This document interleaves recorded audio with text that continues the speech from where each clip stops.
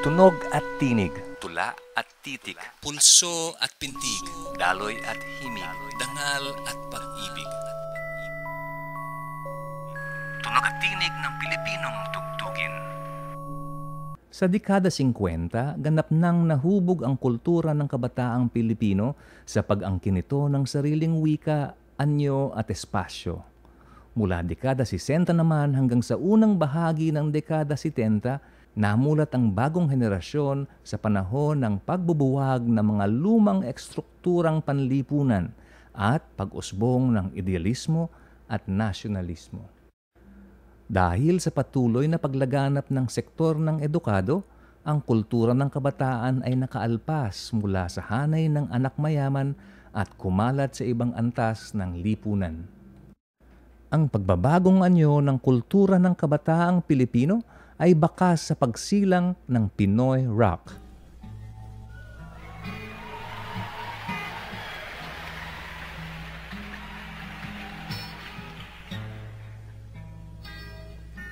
Isang taon makaraan ang Woodstock Festival sa Amerika, idinaos ang Antipolo Rock Festival noong taong 1970. Dito sinasabing nag-ugat ang kategorya ng musikang tatawaging Pinoy Rock. Ako'y nag-iisa,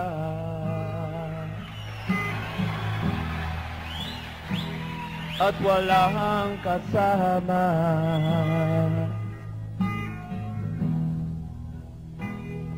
At di ko makita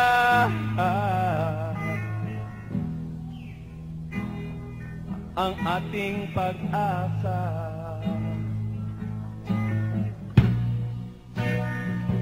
Ang himig natin,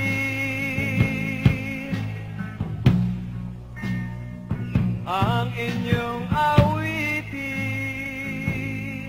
upang tayo'y magsama-sama sa langit ng pag-asa. Ako'y may kaibigan. Sa bagong inkarnasyong ito ng kabataang Pinoy, may bagong pagpapahalaga sa otentikong pagkatao at diwa. Agad tinuturingan ang di makatotoo na plastic, pasosyal o di kaya'y burgis. Kung sa mga naunang henerasyon ay hinangaan ang makakaparis sa dayuhan, kinatwa ng bagong kabataan ang paggaya sa iba, sa musika man o sa pang-araw-araw na interaksyon.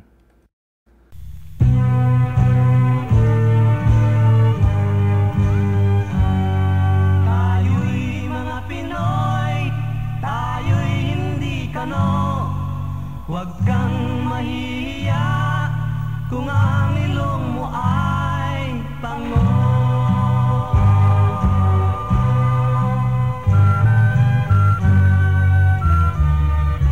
Dito sa silangan ako'y isinilang, kung saan nagmumula ang sikat ng araw. Ako ay may sariling kulay kayumanggi, ngunit di ko may pakita tunay na sarili. Kung ating hahanapin ay matatagpuan, tayo ay may kakanyahan dapat na hangaan. Subalit nasaan ang sikat ng araw? Ba tayo ang humahanga doon sa kanluran? Bakit kaya tayo ay ganito? Bakit nanggagaya? Mayroon naman tayo. Tayo'y mga Pinoy, tayo'y hindi kano. Huwag kang mahiya kung ang ilong mo ay bango. Kung Ingles ang pabor na wikang gamit ng mga kanta noong naunang henerasyon, nanumbalik ang pagiging kanais-nais ng Pilipinong titik na lumalarawan sa ordinaryo ngunit makulay na buhay ng isang teenager.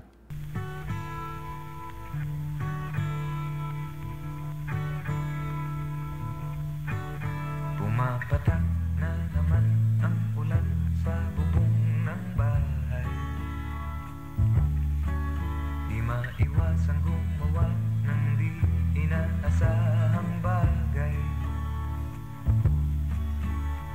Laklak ng laklak ng bir ng magdamagan. May kahirapan at di maiwasan.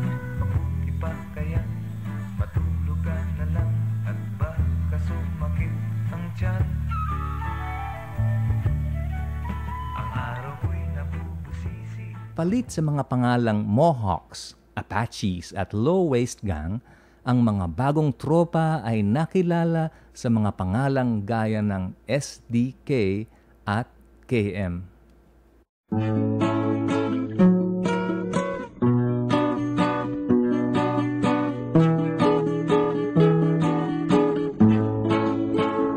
Sipon mo sana, revolution kita. Sa'yo man magduman, magpaliwanag kita. Bago ka magturog, kasing sa pagmata. Problema kan masa, simong girumdum. Idineklara ni Marcos ang batas militar noong taong 1972 at idilunsad ang bagong lipunan. As of the 21st of this month, I signed Proclamation number 1081, placing the entire Philippines under martial law. Agad ipinasara ni Marcos ang mga himpilan ng radyo at telebisyon at tinutukan ng Estado ang komunikasyong pampubliko. Pilit ding binago ang hubog ng kultura ng kabataan upang sumang-ayon sa agenda ng Estado. Kinural ang mahahaba ang buhok at ginupitan. Hinuli at nilekturan ang mga gusgusing hippie at pinagbunot ng damo sa tabing kalye. Naglabas ng sariling moda ng pananamitang Estado at tinawag itong ang bagong anyo. Tinatag ang kabataang barangay sa pangunguna ni Amy Marcos upang hikayatin ang mga kabataan sa tamang landas. Si Amy rin ang namuno ng Metropop Song Festival na naging sanhi ng paghubog ng isang bagong kulturang musika, makabago, mapupulutan ng aral at higit sa lahat, hindi subversibo.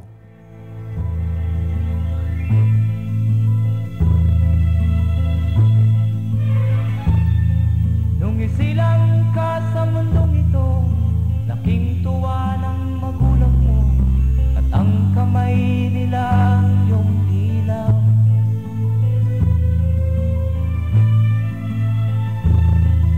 At ang nanay at tatay mo'y di malaman ang gagawin, namasdan pati pagtulog mo.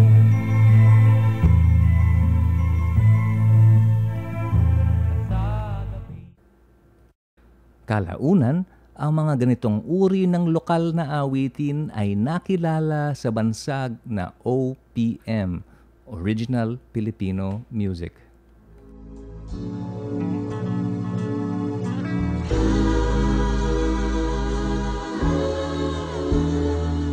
Ano mang ang sabihin nila,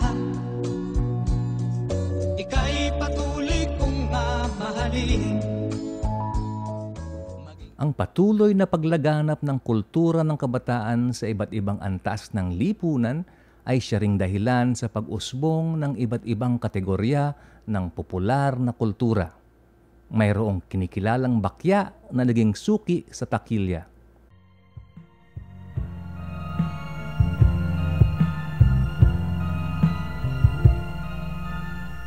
Kahit paano ang sakin ay gawin. Mayroon din namang tinaguriang sosyal na parokyano ng mga disco.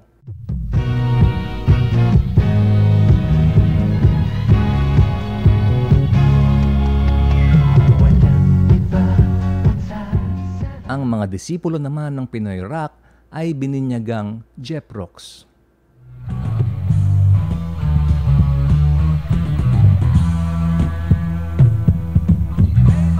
At ang mga tibak o aktivista ay may sarili ring musikang pangkalye.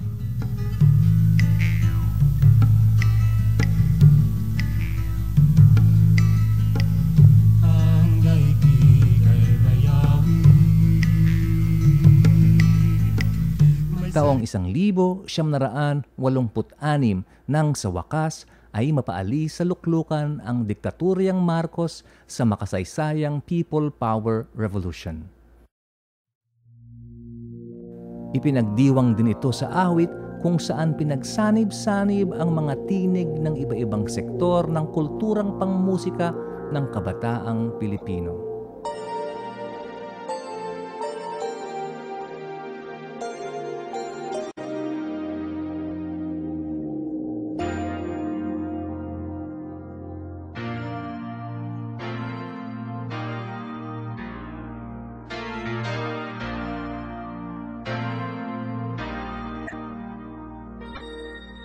Di na ko papayag mawala ka muli. Di na ko papayag na muling mabawi. Ating kalayaan kay tagal na nating bitin. Di na papayagang mabawi muli. Magkakapit-pisig, libo-libong tao. Kay sarap pala maging Pilipino. Sama-sama iisa ang atikain. Kailanman di na maaalipin. Ang Pilipino sa mundo, mapayapa para ang pagbabago. Katotohanan, kalayaan, katarungan ay kayang makamit na walang lahat. Basta't magkaisa tayong